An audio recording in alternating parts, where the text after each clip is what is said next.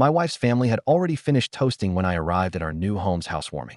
Her cousin laughed. We were about to let you sleep outside, as my wife smiled. You're lucky we didn't change the locks. So I pulled out a signed contract and said, actually, I'm the owner. 3 days later, they were all gone. So, what? You were just going to let me find out from Facebook? I asked, standing in the doorway, still in my work clothes, holding my laptop bag like it was some kind of shield. Kira, my wife of 2 years, didn't miss a beat. She looked up from her wine glass, half laughing. Oh, don't be so dramatic. We were just having some fun. You're lucky we didn't change the locks. And her cousin Mateo, standing next to the grill like he lived there, snorted. We were about to let you sleep outside, man. That's when I reached into my coat, pulled out the folder I had stashed away weeks ago, and dropped the papers on the patio table. Actually, I said calmly, I'm the owner. It wasn't always like this. When I met Kira, she was bold and full of life.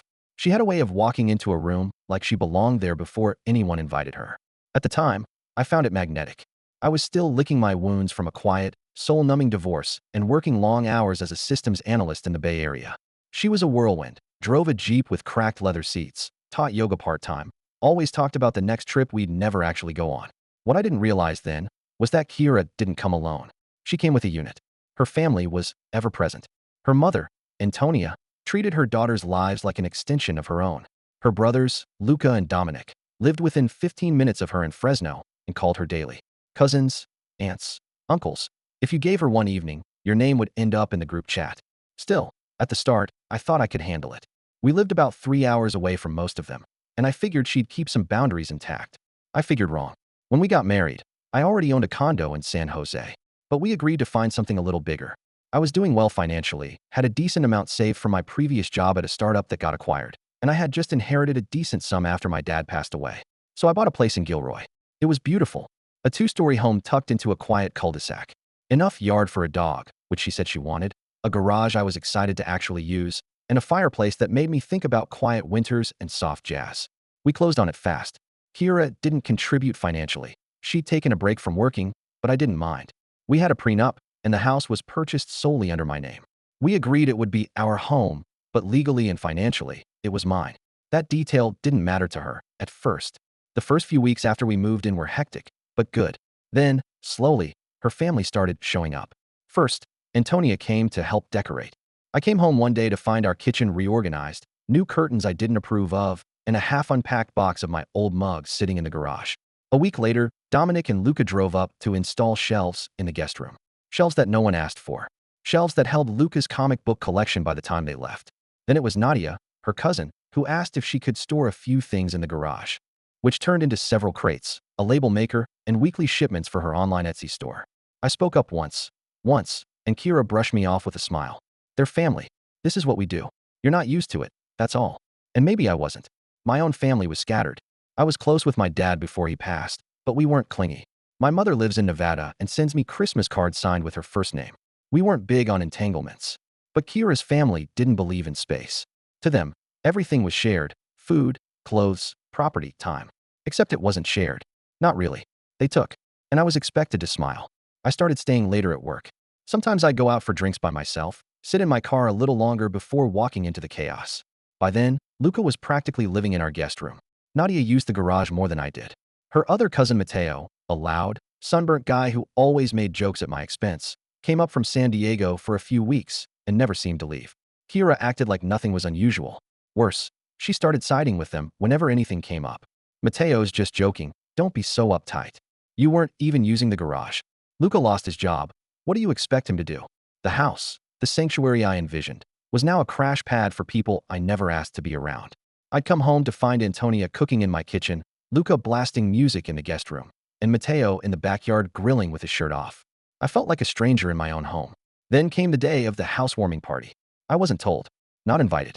I was at work when I saw it. Mateo had posted a group selfie, red Solo cup in hand, captioned, "Breaking in the new palace."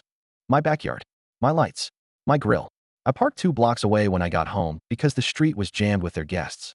Music pulsed through the walls as I walked up the driveway. Nobody noticed me at first. Then Mateo saw me. Look who finally showed up. We were about to let you sleep outside. Kira turned, glass in hand, fake sweet tone in full swing. You're lucky we didn't change the locks. And that was it. All the frustration, the nights sleeping on the couch while Luca snored through the wall, the countless conversations ignored or laughed off. Everything boiled into a single, surreal moment of clarity. So I pulled out the envelope. Inside was a signed deed, notarized, stapled to a copy of our prenup. I placed it on the table, between the bowl of chips and a half-empty bottle of Prosecco. Actually, I said, I'm the owner. Everyone got quiet. There was a moment, just a second or two, where time seemed to stretch. No one reached for the papers.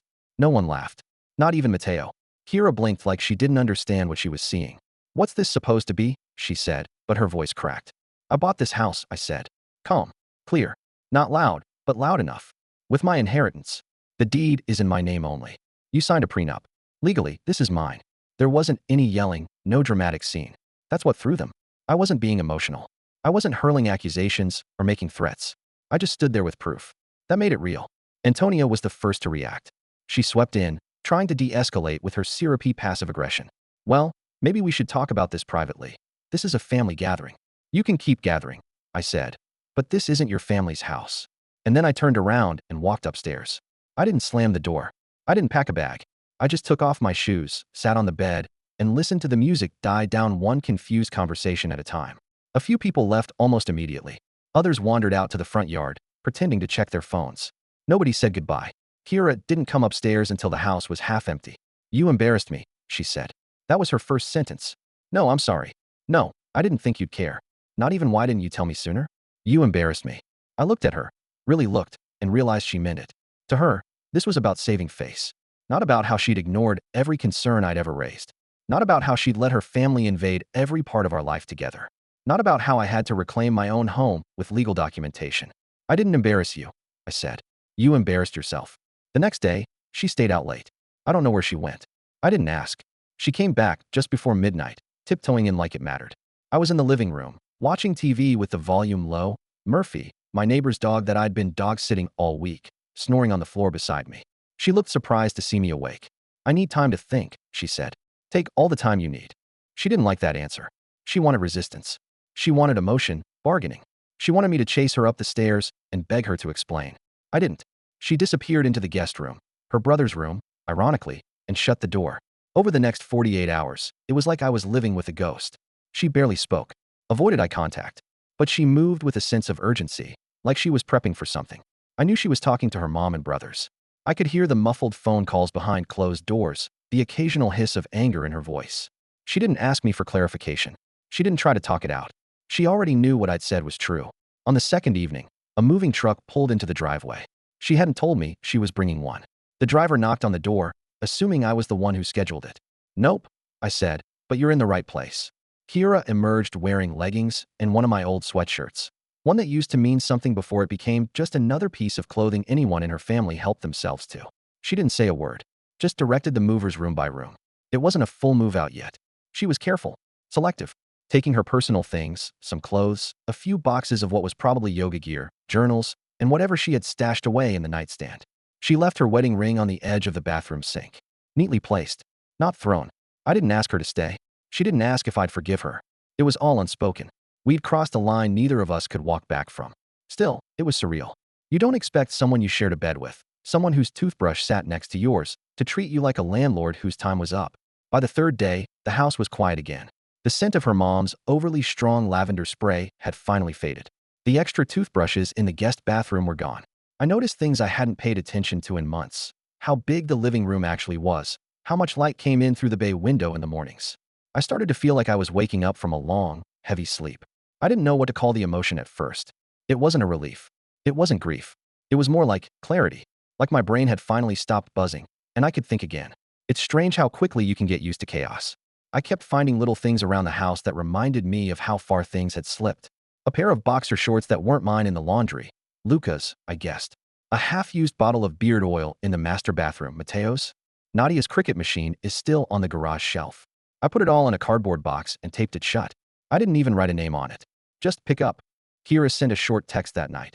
Can I come by to get a few more things this weekend? Sure, I replied. That was it. The weekend came, and she showed up right on time, Saturday at 10 a.m., like we were conducting some kind of business transaction. She wasn't alone. Antonia came with her. Of course she did. Big sunglasses, arms crossed like she was entering a courtroom instead of her daughter's former home. I half expected her to start giving orders like she always had, but to her credit, Or maybe because of the paperwork.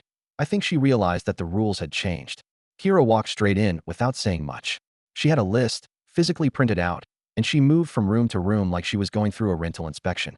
Most of what she wanted was stuff I was glad to see go. Yoga mats, that gaudy turquoise lamp I always hated, a collection of herbal teas that had expired last year. Antonia hovered, glancing around like she was itching to criticize something. She finally broke the silence when we all ended up in the living room. "You could have just talked to us, you know," she said. Calm, but condescending, like I was a child who had acted out. I didn't respond. I just looked at her. That always seemed to unsettle her more than any argument ever could. She shook her head. "Family isn't something you push away when it gets inconvenient." And I almost laughed. Almost. "Instead," I said, "family doesn't make themselves at home in someone else's life without asking." That was the end of it. Antonio went quiet. Kira kept packing. I stayed out of their way most of the day. Sat on the porch with a cup of coffee, watched the movers load up her boxes, listened to the low buzz of her giving them instructions. Every now and then, I'd hear bits and pieces of their conversation. Antonio whispering something about lawyers, Kira telling her to stop, that she'd already looked into it. I knew they had tried. Googled everything they could about prenups and property law, probably even called someone. But there wasn't much they could do. Everything had been clean, above board, tidy. Kira had signed that prenup herself, sitting in a notary's office, smiling at me like we'd never need it anyway. Now it was the one thing that kept her family from swallowing me whole. By late afternoon, they were almost done. Kira came to find me, standing in the doorway like she wasn't sure whether she should knock. "There's one more thing," she said. "The mirror. The one from the upstairs hallway. My grandmother gave it to me." I paused. I hadn't thought about that mirror in months. "I thought it was from your aunt." She hesitated. "It was passed down." I shrugged. "Take it." She looked like she wanted to say something else. Maybe thank you. Maybe apologize. Maybe nothing. But in the end, she just nodded and walked away. That night, the house was completely still. It was the first time I'd had the place to myself in. I didn't even know how long. No voices echoing off the walls. No door slamming. No smell of reheated leftovers that weren't mine. Just silence. I sat on the couch with a beer, no TV on, just Murphy's steady breathing at my feet. And I let myself think. Not about what I'd lost, but about how long I'd let myself pretend I hadn't already lost it long before the party. The truth is, the red flags had been there early on. I just ignored them. The way Kira always brushed off my discomfort when her brothers overstayed their welcome. How she never really listened when I said I needed time to myself. How every decision became a family decision the second she looped her mother in. It wasn't one big betrayal. It was 1,000 little dismissals. And maybe I'd let them happen because I wanted to believe that this time, this marriage, would be different. That it could be fixed. That I was the problem for not being more understanding. But standing in my own home, alone and finally in control of my space again, I realized I hadn't been unreasonable. I'd just been quiet. Too quiet, for too long. I still got texts over the next few days. From Luca, from Nadia, even a long one from Matteo, half apology, half insult, trying to spin what happened like it was all just a miscommunication. None of them really understood what had happened. They thought I kicked them out over a party. That I'd overreacted to a joke. That I didn't get their sense of humor. But that party wasn't the problem. It was just the tipping point. They had treated our home like a hotel. Treated me like a guest in my own life. And Kira? She'd stood by and let it happen. Worse, encouraged it. The housewarming party wasn't a celebration. It was a final warning. And I took it. About a week after Kira and her mom took the last of her things, I got a text from someone I hadn't expected. "Hey, can we talk? Just coffee or something." It was from Nadia. I stared at the screen for a while, thumb hovering over the keyboard, debating whether to reply. She'd barely said a word to me when she was living in my garage, and now she wanted to talk? I figured it had to be about her cricket machine. Maybe she wanted to smooth things over and collect it in person. I responded with, "I boxed up what was left. It's in the garage. You can grab it whenever. I'll leave it unlocked between 3 to 6 today." She replied almost instantly, "That's not why I texted. I wanted to apologize." That caught me off guard. She came by that afternoon, alone, no makeup, hair up in a bun, wearing an oversized hoodie and jeans. She looked younger than I remembered, less loud, more unsure. We stood in the driveway for a moment. She looked around the yard, like she was seeing it differently now. "I didn't realize how far it had gone," she finally said. "The way we all just moved in. Took over." I didn't say anything. I wanted to hear what she had to say without feeding into it. "I thought it was normal," she added, shrugging. "That's just how our family works. You show up, you stay, you get comfortable. No one really tells each other no." That sounded about right. "But it wasn't fair to you," she said. "You were never part of that dynamic. We all just acted like you'd adapt." I nodded slow. "You're right. I didn't." She gave a small smile. "Yeah, we noticed." We didn't talk much after that. She took her box, thanked me again, and drove off. I watched her go, feeling oddly neutral. Not angry, not vindicated, just tired. Later that night, I got another message. This one from Kira. Do you have time to talk? No pressure.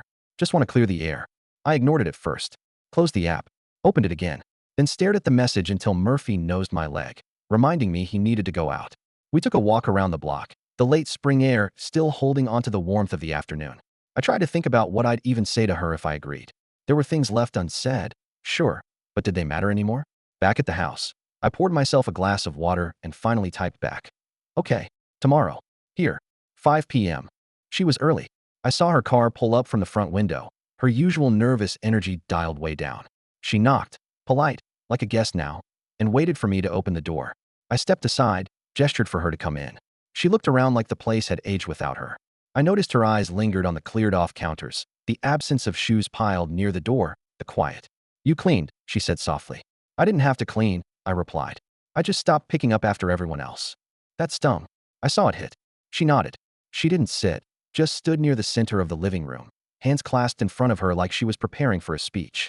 But when she spoke, it was more human than I expected. I'm sorry, she said. Just that. She let it hang there. No explanation, no caveats. And maybe for the first time in years, I actually believed her sincerity. I think. I didn't realize how much I let my family take over, she continued. It's always been that way. You grow up in it and think it's normal. Loud dinners, open doors, everybody just kind of lives on top of each other. It wasn't until you made me leave that I saw how wrong it felt. I watched her talk, the way she stumbled through some of her words. Like even now she wasn't sure how to face it all. I didn't mean to push you out of your own home, she said. I just kept thinking you'd come around, like everyone else does. I finally spoke. But I'm not everyone else. No, she said. You're not. And I see that now. She looked toward the window, blinking more than she needed to. I wondered if she was trying not to cry, or just stalling. I wanted to fight you about it. I did. My mom, Luca, they all told me you were being unreasonable. That you'd cave. That you'd come crawling back. She laughed once, short, bitter. Then you didn't. We stood there in silence for a while. I don't know what will happen next, she said. I'm not asking for anything. I just needed you to know I got it now. That meant something. I think. She left not long after. No hug. No dramatic goodbye. Just a small nod before walking out and pulling the door closed behind her. The house stayed quiet. But that night, I slept better than I had in months. A few days passed after Kira's visit, and everything felt settled, at least on the surface. There was no more knocking, no more group messages from her family, no more unexpected drop-ins. I could walk into my kitchen and know exactly who had been there. I could sit in my living room and hear nothing but Murphy's paws shuffling when he shifted in his sleep. But I wasn't done. Not yet. Because even if she now got it, and even if her family had scattered, I couldn't shake the memory of being made to feel like a stranger in my own home. Like I'd been tolerated, not respected. Forgotten, not considered. So, I started thinking, not about revenge in the cliché, cruel sense, but about closure. The kind that's subtle, clean, the kind that stays with someone. I began by canceling a storage rental unit under my name that Kira had quietly added months earlier for overflow. I'd never authorized it. When I saw it on our shared bank statement, she'd waved it off as necessary and temporary. But it had stayed open, and I'd been the one paying. I shut it down, moved her boxes to a U-Haul locker, and mailed her the new key with a simple sticky note. You left this open, just like everything else. Next, I removed her from the utilities, from the insurance policies, from the forwarding address. Anything that still had her name on it was cut clean. I had no reason to keep anything half-closed anymore. The real satisfaction came when I listed the house on Airbnb. Not permanently, just short-term. A few weeks here, a few weekends there. I staged the place well, took great photos, and focused on professionals coming through for conferences, couples needing a peaceful weekend outside of Silicon Valley. Within the first month, I had the house booked for every weekend through summer. I remember the first review a guest left. Tranquil, spotless, and feels like a true home. Can't wait to come back. That hit was different. Word travels fast in families like Kira's. The moment someone saw the listing online, probably Matteo or one of the cousins, I got the predictable message. It was a short, passive-aggressive text from Luca. Wow, you turned your home into a hotel? That's cold. I didn't respond. I just updated the listing and added more photos, this time of the cleaned-out garage and the sparkling backyard they'd once used as their personal barbecue zone. A few days later, I got another message. This one from Kira. Are you really renting the house out now? I am, I replied. A minute later. You always said you wanted peace and privacy. Exactly. She didn't text again. A couple weeks after that, a friend of hers, someone I barely knew, reached out to ask if I'd be open to letting Kira stop by sometime to pick up a few more personal items. Things she'd forgotten. like an old wind chime and some decorative pillows. I told them I'd already donated what was left. And I had. Or trashed it. Or given it to Goodwill. I had no interest in being her storage unit anymore.